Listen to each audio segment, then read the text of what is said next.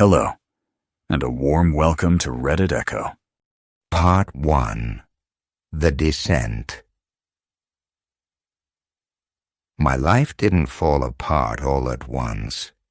It was a slow unraveling. It began in my early 30s. What started as a way to cope, to quiet the noise, quickly became the center of my world. Within a few months, I was no longer in control. I was a functioning person on the outside, but inside, I was losing a battle against a dependency that was consuming me. By the time I was 36, the facade crumbled. The day the state became involved and my daughter was placed elsewhere was the day my world went silent. The guilt was a physical pain. My wife, my partner of 18 years, had found her own path to recovery. She held on to hope for me, throwing me lifeline after lifeline, but I was too far gone to grab them. I watched the love in her eyes turn to concern, then to fear, and finally, to resignation. The final break came after a night where I lost complete control. I woke up in a hospital, alone. The consequences were no longer abstract. They were a restraining order. They were divorce papers. They were the official legal confirmation that I had destroyed the very things I held most dear. Part 2. The Abyss. My downward spiral accelerated. I lost all my financial discipline, spending every cent I had on my addiction. I lost my home. At 37, I was back in my childhood bedroom, a man broken by his own choices. My parents, who had always been my safe harbor, eventually had to set a boundary for their own well-being. I was asked to leave. I became transient, moving from one friend's couch to another, until I had burned every last bridge of friendship and goodwill. With nowhere left to go, I found myself without a roof over my head. I was truly homeless. The cold, the hunger, and the deep, profound shame became my constant companions.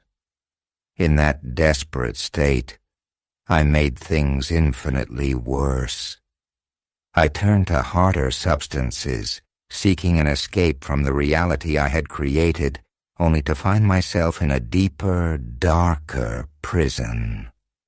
My body began to break down under the strain. My health deteriorated severely. I was cycling in and out of incarceration and emergency rooms. I had become isolated, completely cut off from my family. The phone call stopped. I was utterly alone, with nothing and no one. Part 3.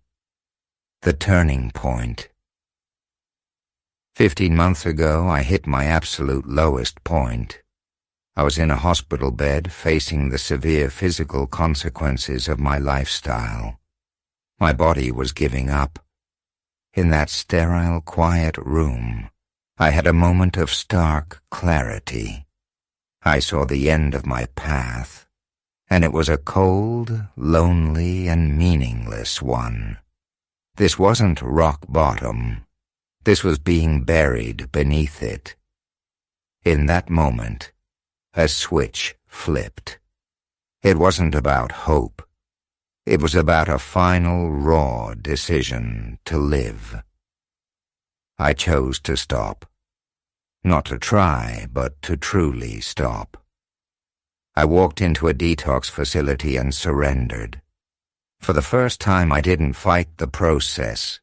I accepted the help. After detox, I entered a rehabilitation program. I listened, I shared. I saw my own story in the eyes of others, and it was both horrifying and healing. Knowing I needed more structure, I committed to a transitional living program, a sober community. This became the foundation upon which I would rebuild my life. Part 4. The Ascent.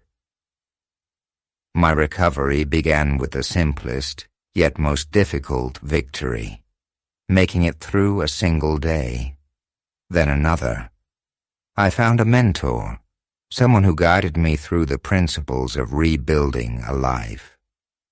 I started working with others struggling with addiction, and in their journey, I fortified my own. Sharing my experience became a source of strength, not shame. Brick by brick, I started to reconstruct a life. I got a job, my first stable employment in over 6 years. The act of being responsible, of earning a paycheck, felt revolutionary.